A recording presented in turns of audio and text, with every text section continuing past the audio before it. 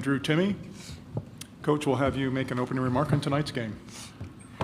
Oh, man, we beat a really, really, really good TCU team tonight. They are athletic, they're strong, they're quick, they're smart, they really move the ball extremely well. They're very, very well coached, so it's just a heck of a win, and I'm ecstatic for these guys.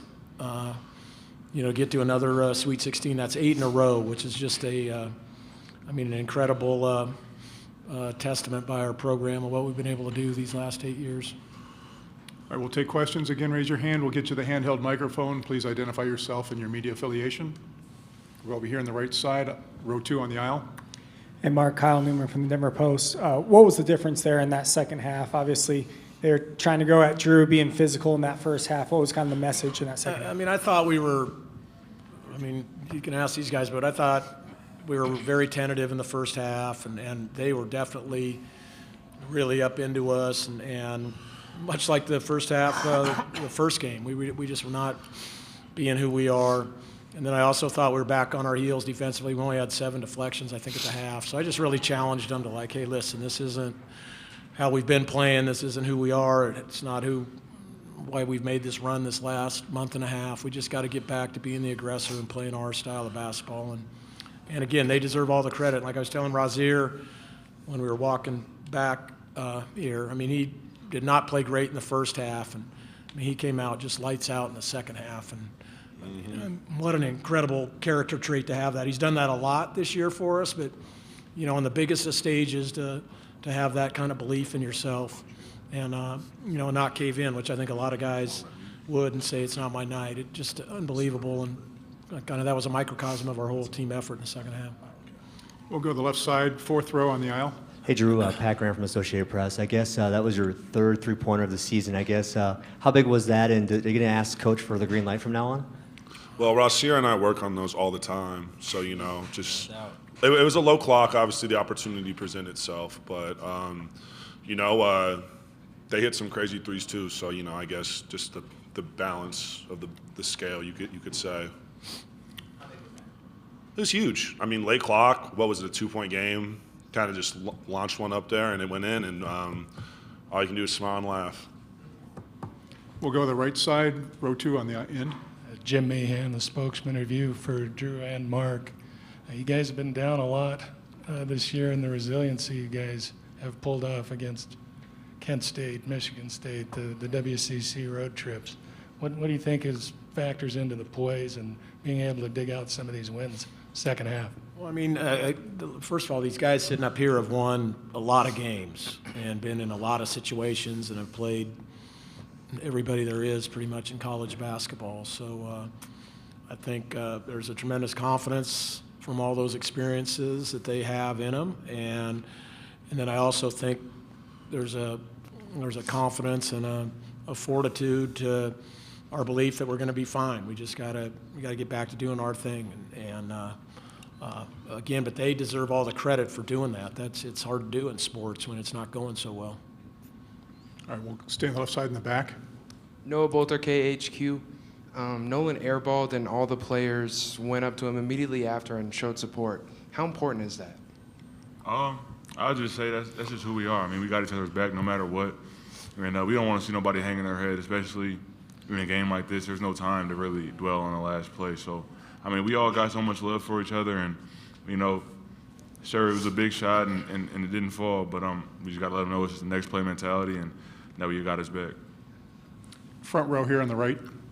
Travis Green, Crim 2 News in Spokane. Raj, we just heard Coach Few talking about how big that was in the second half for you, but 1 for 7 in the first half, come out and hit those 2 big threes. Just what was that like for you, and how much courage did that take to keep firing them? It was big for me to see it go in, but everybody in the locker room was telling me to keep shooting. I have confidence in myself. I work out every day, so it's just a matter of when it's going to go in for me, and just not to think about it, just stay confident in myself. Go in the back on the left side. Brandon Cristal from KOA Radio here in Denver. Coach, you guys have played here now a few times in the Mile High City. I'm curious just what you thought of the crowds Friday and again tonight, because none of the 8 teams are really super close to here, but obviously a packed house. Hey, look, we've had great success playing here the last 2 times, and it's a basketball town. We've had some great players from here. When you look at Matt Bolden and Josh Perkins, those are 2 legendary Zags. And I thought the arena was electric tonight. And obviously Gonzaga travels really, really well, but I thought it was really, really great atmosphere both nights. We're on the right side on the aisle. Adeshina Koike, a lot of sports talk. Coach, congratulations on the win. Mike Miles hit a 3-pointer, made it 55-50, and I think for about the last part of the second half, you doubled him. Once he came into half court, was it a case of just don't let Mike Miles shoot? Because you only had a couple of shot attempts in the final 10 minutes of the game. I mean, to be honest with you, we were trying to double him all game. I mean, on the ball screens when we could. And when we did it, when we did it right, it worked pretty good. But he's so good. If we were just a shade soft or a shade late, he was by us. And he hit some really, really tough shots, too. He hit a 3 where we were all over him. He had a couple pull-ups. We were all over him. I mean, he's a player. I mean, he's a big-time player. He can hit tough shots. He's quick. And then he really made some – I was very impressed with some of the ball screen passes he made that I hadn't seen on film that were really into tight windows. Left side here, second row. Colin Post, Horned Frog Blitz. Drew, for you, I know you've known Mike for a while, going back to your days in Dallas. Just how much respect do you have for his game, and how long have you known him? Was it fun to go back and forth with him tonight, kind of on this big stage?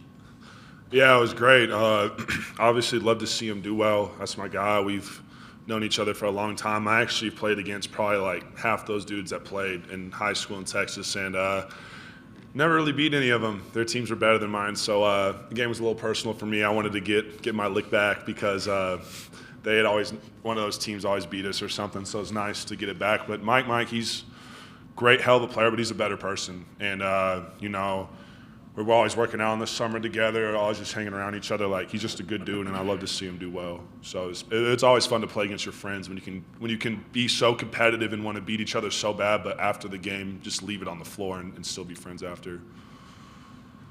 We're on the left side here on the fourth row. Coach, Pat Graham from Associated Press. I know that this hasn't sank in yet. You probably haven't given any thought to UCLA, but you guys have always had great battles with them. What kind of challenge do they present? I mean, they have a lot of guys back from the Final Four game, especially with Tiger and Hawkwez. So I've seen him play a lot. We played him last year, and obviously played him the year before. So there's definitely some familiarity. Mick's done a great job of just instilling his personality and toughness into that program. Very defensive-minded, and a lot of isolations. Ball's going to be in Hawkwez and Tiger's hands a lot. Any other questions right here in the third row on the right side? Tyler King, Denver Gazette. Mark, this is, I think, Drew's 9th 20-point game in the NCAA tournament. Just what about this stage has allowed for him to shine so much? I mean, that's who he is and what he does. I mean, he shines on any stage, actually. I mean, it's not like he's not getting 20-point games when he plays for us regularly. Listen, I think he's the best player in college basketball. I've said that. I think he's going to go down with the amount of success and the wins and all he's been able to do. I think he's one of the greatest college players that's ever played. And I mean, you think about that stat we were looking at earlier in the year when he had spent as many weeks ranked number 1 as he hadn't spent weeks. I mean, these are just crazy numbers. And he's racking up all kinds of NCAA tournament wins, and he delivers in the NCAA tournament. And again, I just think he's going to go down when you really look at all his accomplishments as one of the all-time great college players in the history of the game. And he still wasn't supposed to shoot that 3, but that's what makes him good, is he does it anyway every once in a while. This is for you. I mean, you've played with a lot of great players so far throughout your career. I mean, Jalen, Chet, Corey Kispert. I mean, what about Julian sitting next to you makes him such a good counterpart for you out there? The beauty about this program is it's not one player that makes this program work. It's not 5 guys, it's not 10 guys, it's the whole program as a whole. I mean, without coach and the staff believing in each and every one of us, we wouldn't have the confidence to come out here and fight back when we would get knocked down. You know, there's games he plays bad, I play bad, everyone plays bad. And our teammates are always there to pick us up, and they have the utmost confidence in us. So while coach brings in great players, he brings in people that fit his ideal of what a team should be. And I think we all feed into that culture and that. And it's more about the culture rather than the individual players, I'd say. As a group, we ride with each other till the end, and I think that's what makes each of us special individually, is how we unite together. Left side, third row. Hi, Vanessa Hughes, Mile High Sports here in Denver. Any of you can answer this one if you'd like. I was thinking about the 4 teams that played tonight. There were 2 Christian schools and 2 Jesuit schools, and the 2 Jesuit schools advanced, you guys and Creighton. How much do you folks rely on just your faith when you're kind of down in the games, when you're, struggling, when you're, when you need a pick-me-up? How much does that play into your program, what you focus on, and how you get through the tough moments in these games? I rely on it 100%. I'm a son of a preacher, so preacher's kid. So, I mean, that's ingrained in me, and it's 100%. These guys will tell you, but I mean, they can answer that too. So, I think faith plays a big part of my life. I pray all the time. I thank God for all the blessings. Just be able to wake up and come out here and be able to do the things that we could do. So faith plays a huge part in it for me. All right, any further questions? We'll take one last question over here on the right. Travis Green, Crimson News in Spokane. Drew, question for you. 28 points tonight.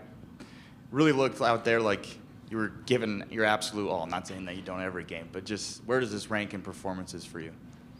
Well, I saw some nice things on the internet before, maybe taking some shots at us, me and our program. So throw lighter fluid in the fire if you wish. I mean, I thought TCU is a highly educated school, and they, didn't sound so smart with their comments pregame. So, All right, that'll do it, gentlemen. Thank you, and again, congratulations.